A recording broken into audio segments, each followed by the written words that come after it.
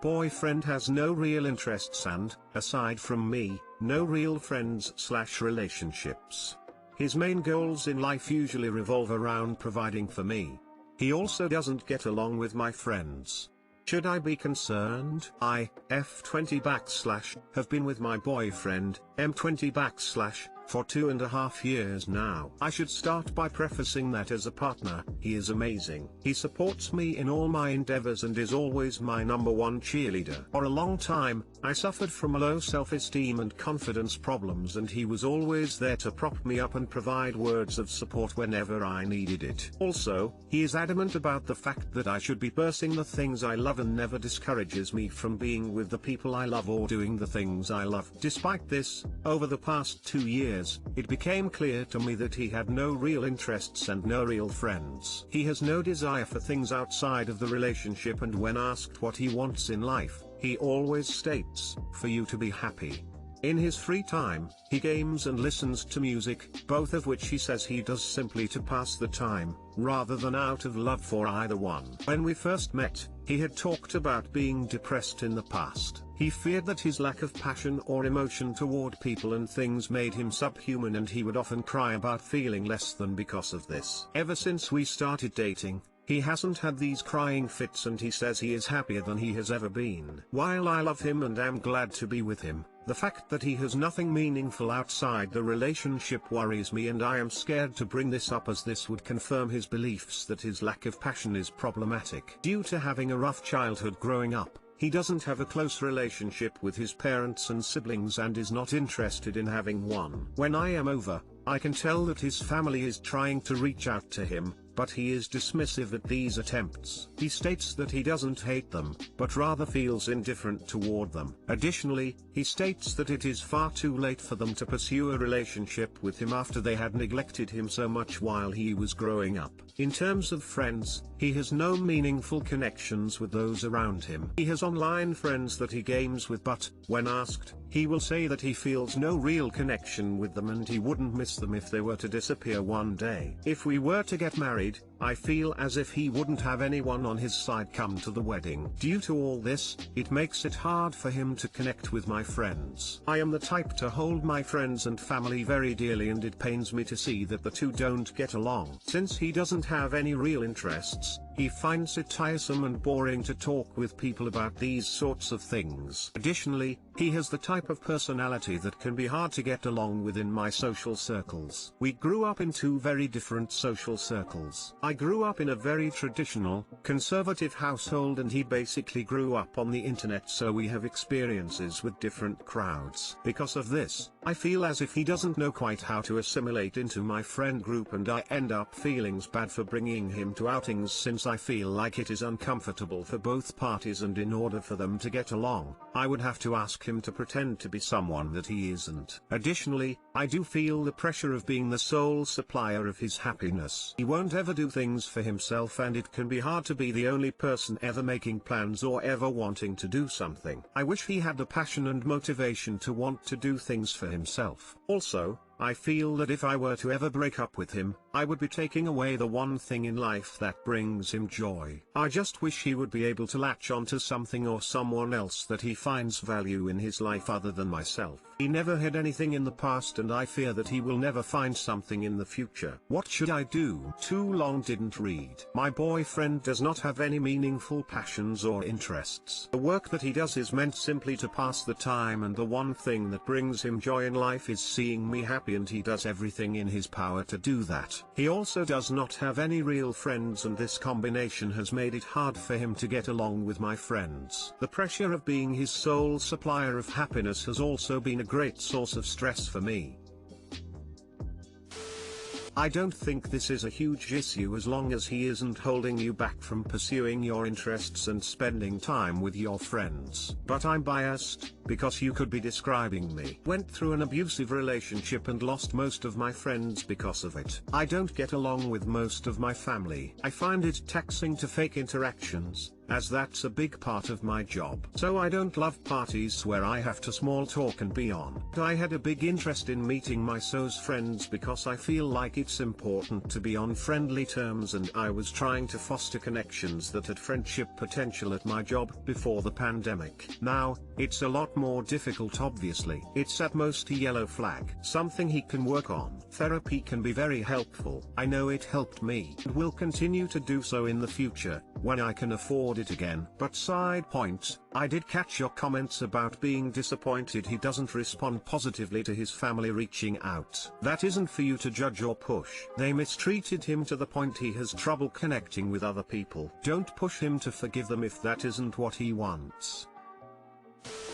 It sounds like the neglect he experienced as a child has made it hard for him to connect or trust others, especially considering he has online friends but says he doesn't care if they suddenly disappear. I think that, coupled with his previous depression, probably stunted his personal development as far as a personality/interests/hobbies/passions. It's also not uncommon for people who experienced childhood emotional neglect/trauma to focus their energy on others rather than themselves. Honestly, it's pretty likely he is still depressed or dissociating and doesn't realize, because it's not active depression but passive depression. You can't push anyone to do anything they don't want to, but I think encouraging him to see a psychologist that specializes in CPTSD or childhood emotional neglect/trauma would help him with personal growth and discover who he is as a person. It'll be hard and take work, but coming from personal experience, it is so worth it. This is the best answer. I'm 35 and wish I had gotten help at 20. Traumatic childhood teaches you to be small and quiet. Having needs and wants gets you in trouble, so you learn to mostly stop having them. Whatever behavior the parent wants is what you learn to be. It's impossible to dream in such an environment. Over the years you get used to living like that. Be gentle with the conversation about getting help.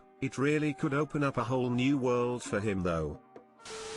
Honestly, it sounds like he needs therapy. Is that something he might be willing to do? I don't think there's anything you can do for him except suggest he talk to someone who can help him. He sounds depressed. But the question that comes to the forefront of my mind is that if he has no passions or interests or connections to anyone but you, what is it about him that you find attractive? Initially, I was very attracted to the fact that he cared so much about others. He is big in charity work, though he claims it's not out love for helping people but rather out of the fact that he thinks that is the right thing to do as a human being. He also seemed ambitious and assertive, which later I found out was attributed to his want to simply be comfortable in life. In the relationship, I feel like B pushes me to be a better version of myself. Like I said in the original post, I was suffering from a lot of my personal problems and he was there every step of the way to support me when I felt like I didn't have many people in my corner. He does everything in his power to make me happy, and I can't lie and say that doesn't feel nice. The issue is that, as previous posters have said, the relationship feels unbalanced due to this level of devotion. This is a come to Jesus talk. You can have boyfriend, I love you and I'm so grateful for your cheerleading, but I am concerned. Cannot be your only source of emotional support. I think you need to go to therapy and work on developing some interests outside of me. This relationship feels unbalanced and I want to make sure we both have support and community outside of each other. GF, 28F, said she wouldn't be with me, 27M. If I was a teacher. I'm a 27M and I'm a resident physician. My GF is a 28F and she has a mile per hour. We were just asking each other hypotheticals, and I asked if she would still be with me even if I was a teacher, and had significantly lower earning potential than I do now. She essentially told me it would be a difficult decision for her, but she most likely would not because financial stability is very important for her. While I can kind of see her point, I'm not sure how I feel about this. Thoughts? Too long didn't read. GF said she probably wouldn't be with me if I had lower earning potential. If she were unemployed or working minimum wage it would be one thing, but it sounds like it's important to her to be part of a power couple. Are you viewing it as her being materialistic, or is it easier to understand that she may be ambitious and wanting to make a lot of money along with her partner? There are definitely a lot of men who are very sensitive about this subject in here, but frankly I can more relate to your partner. Both my boyfriend and I have talked about how important ambition, living comfortably, and making a good income is for us in a partner. It's nice for me to be with someone who understands my ambition and working long hours, and doesn't judge me for it. That wasn't the case with previous, less ambitious partners. I don't see something wrong with that, but I could see why it might rub you the wrong way if you're a service over money type of person. My best friend and her husband are a social worker and elementary school teacher respectively, and while I love them, I know I wouldn't work well with her husband. Values difference, edit for grammar issues and more detail.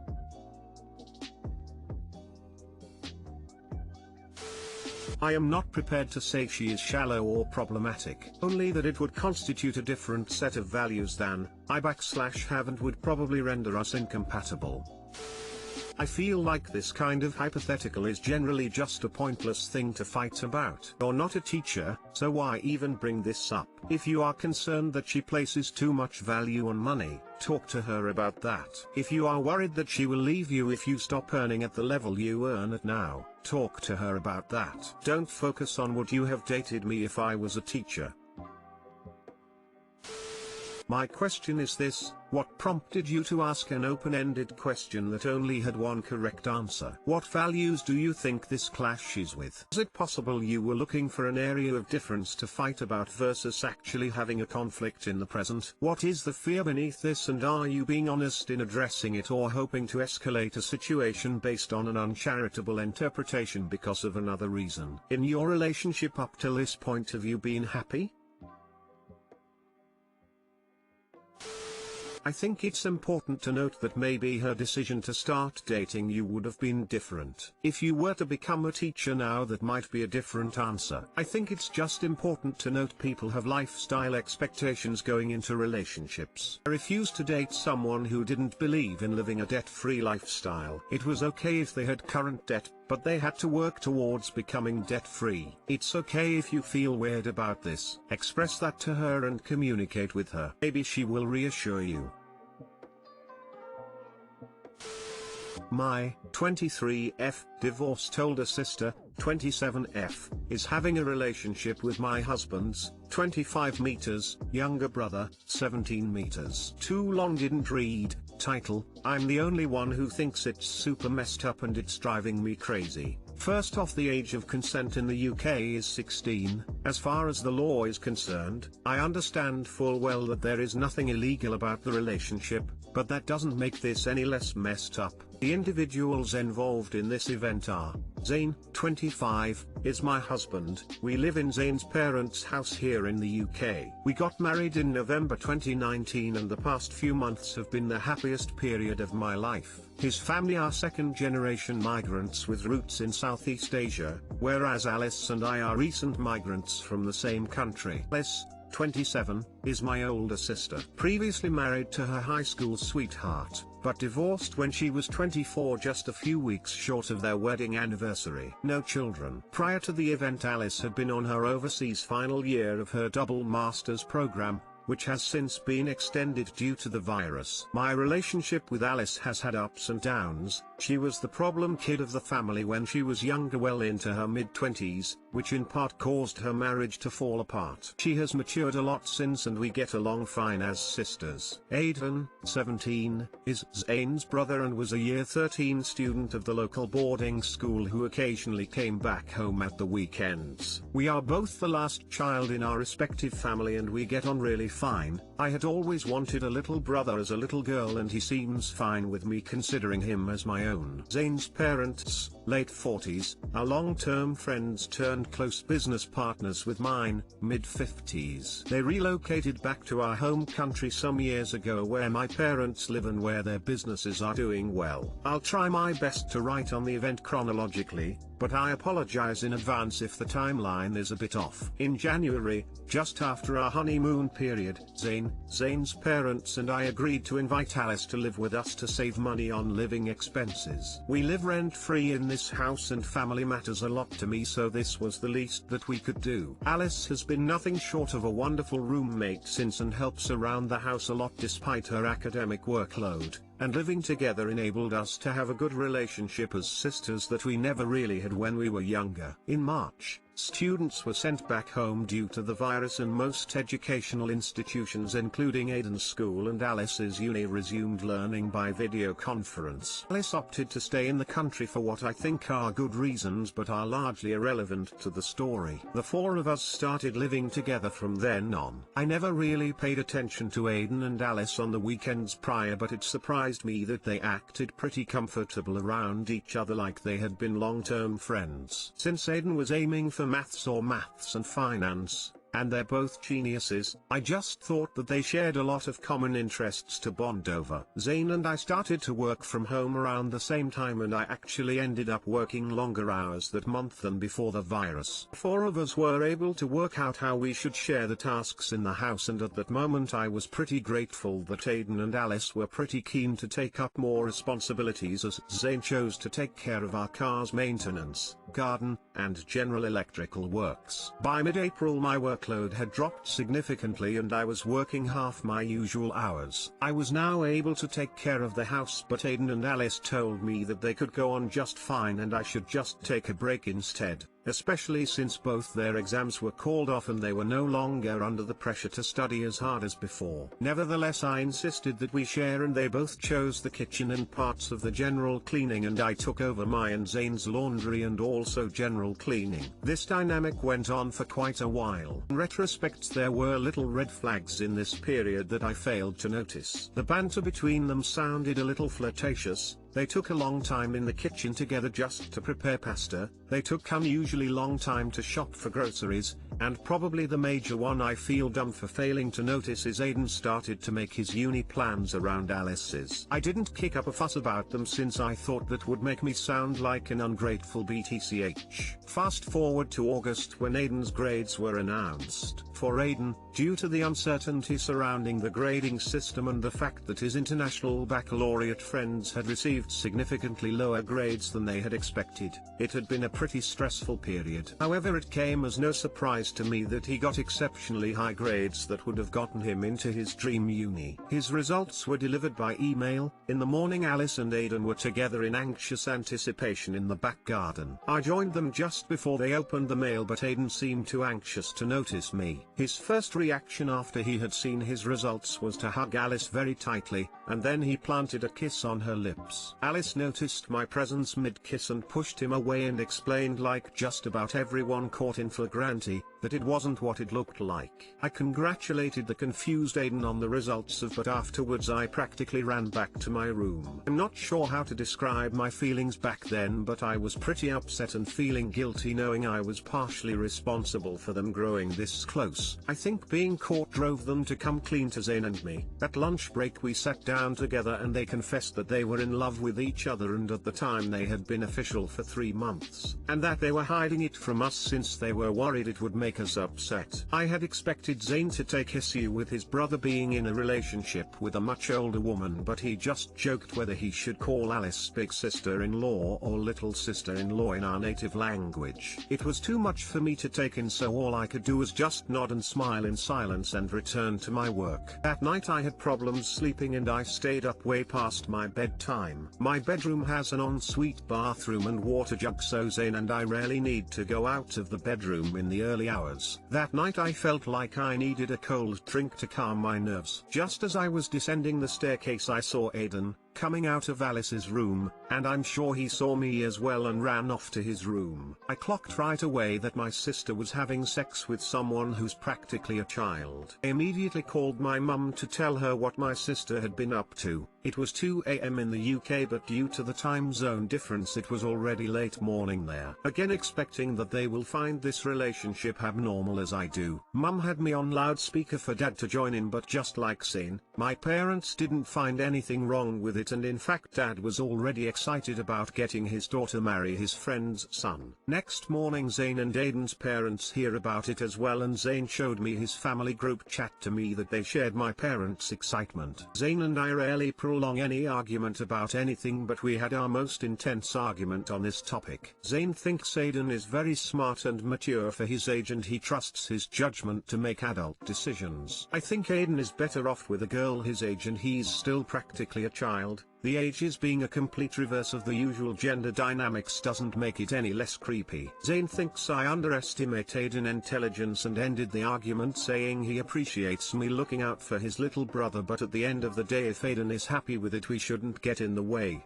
But I think it hardly resolves anything. Afterwards I noticed that Aiden and Alice started to maintain some sort of distance between each other in my presence, and they started to avoid me as well. Tried my best to keep acting like nothing weird had ever happened, but I'm pretty sure I failed miserably. Aiden apologized to me once but didn't make it clear what it was that he apologized for. Not that I think he needed to. I was beginning to think that maybe I'm actually the one in the wrong. Alice left for her own flat 2 weeks after that event. Aiden left home earlier this month for uni as well. What I didn't know beforehand is Aiden refused the offer from his first choice uni for another admittedly great uni close to Alice's, and they seem to plan to live together. I just don't know what to even think of anymore. This is just wrong on so many levels, and the fact everyone seems to be fine with it and that this wouldn't have been possible if it weren't for me really mess up with my head. Please just tell me I'm not the crazy one here.